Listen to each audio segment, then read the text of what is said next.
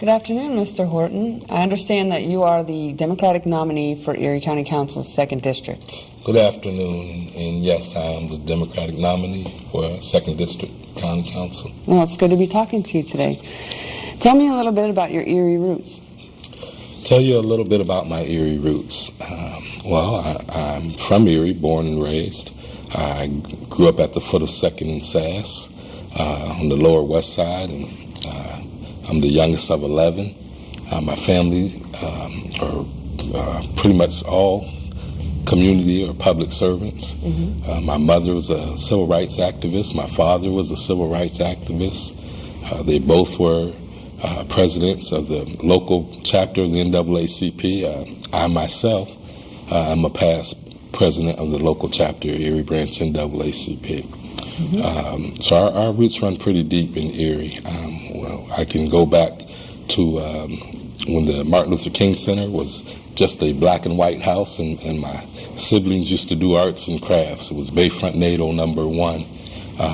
And I can remember even the development of Bayfront NATO number 2, which is now the Booker T. Washington Center, and Bayfront NATO number 3, which I believe is the John F. Kennedy Center. I've had great civil rights, local icons in my home as a youth growing up, whether it was the Reverend Paul Martin from OIC, or the Reverend Ernest Denny, past director of the Booker T. Washington Center, and of course the late, great Alex Thompson, who was the founder of the Martin Luther King Center, Bayfront NATO.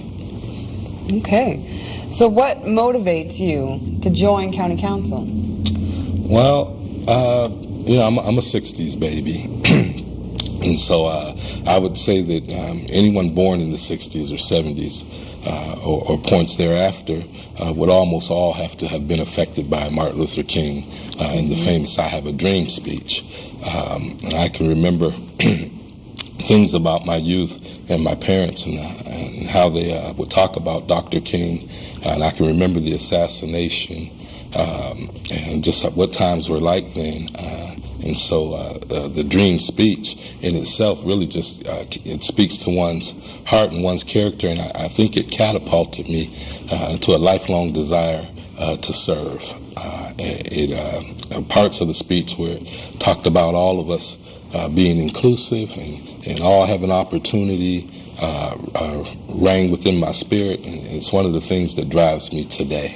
Mm-hmm. Mm-hmm. Okay. Well, I've heard many good things about you and that you're very progressive. How do you see Erie moving forward in the coming years? Mm-hmm. I see Erie moving forward in the coming years, being a leader, hopefully in green technology. I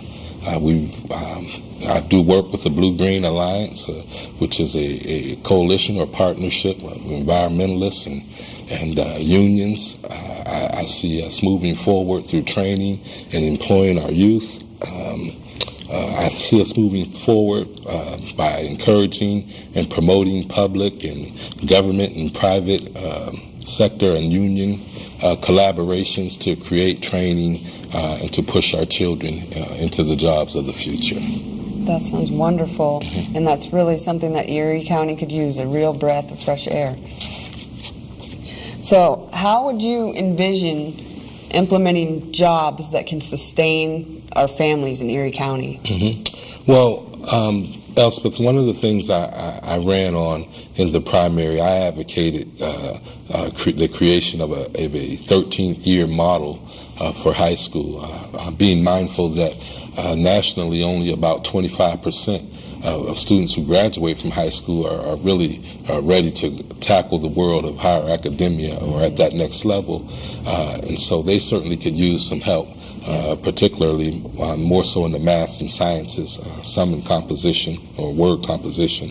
And also being mindful that not everyone wants to go to college. And for those young men and young women who have met the high school equivalency qualifications and show a interest in the trade, we should be able to fund and provide that year of training for them. And if they've shown an aptitude and a willingness to proceed in that through those partnerships, we should be able to channel them into union apprenticeship programs, and those jobs ultimately result in family-sustaining wages. I myself am a union product of a union family. Both my parents were union people. My mother was a union steward at Erie Technological Products back in the 60s, and my father belonged to the labor union that I belonged to.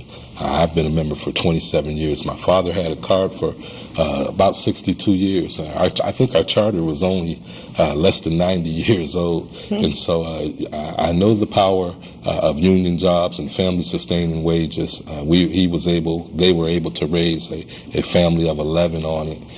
And so I think that our children should have a chance at that same type of opportunity. Well, it seems like you have some sound plans in mind. I'm raising a family in Erie, and just like my neighbors, I want to know that future generations, are getting our very best from us. Mm-hmm. Speaking of generations, I understand you've mentioned that your parents were civil rights leaders. Mm-hmm. So as a civil rights activist yourself, what touches your heart? What moves you to act? Mm-hmm. Well, anytime, any place, anywhere, injustice rears its ugly head, and I'm able to speak out about it or to effectively change it from a negative into a positive, then I try to be there. I try to bring light into dark situations. I try to be a broker of hope and an encourager. And I think some of the greatest things that I've done are not the big things. Certainly, through our civil rights efforts, we fought against the voter suppression things. We fought against racial profiling. But by far and large, the single most important things that I do as a civil rights activist are right wrongs in the individual's life, whether it's someone being wrongly terminated or someone not being granted access to affordable living or being evicted from their home, and to get those situations turned around and to build and earn the respect of both parties. I think that's what motivates me. I don't think, irregardless of what your ethnicity is, irregardless of what your sexual preference is, irregardless of what side of the tracks you're born on, your social economic status, I think everyone should be afforded equal opportunity and equal access. Mm-hmm. And I understand those little things that you do for our community, they all add up, and the community really appreciates the service that you do for us. Mm-hmm. Is there anything, if you could say something to the citizens of Erie County that you would like to say? Mm-hmm. Certainly. As I stated earlier, I try to be a broker of hope. I think that we have enough doom and gloom forecast about the decline of Erie and Erie County. I choose to believe that Erie's best days are still ahead. Mm-hmm. I think that we get there through training and education of our youth. I think that a society is judged oftentimes by how it treats its youth and how it treats its seniors. I think that we can do better by our veterans. I'm a veteran, and I just ask the community to look at my body of work and see the things that I've done. I think that the one central thing that one will see is one of service. I had great examples. I had great heroes in my mother and father, Howard and Mildred Horton. I had great heroes in my siblings, whether it's my brother Gary and my sister Denise and all the rest of my 11 siblings. I've had the benefit of receiving everything that's good from each and every one of them, being the baby or being the youngest of 11. And so I want the citizens of Erie County to know that I will always have an open door. I will always have an open mind, and dare I say even an open heart for those issues that concern the citizens of Erie County. I think that you have made a lot of great points here today, and I really appreciate you talking with me. And I want to remind everyone to vote on November 5th. On behalf of the committee to elect Andre Horton to the 2nd Legislative District of County Council, Elspeth, we'd like to thank you, and certainly we'd like to thank CAT Television for the fine service that they provide to the citizens of this region. Definitely. Thank you again. Thank you.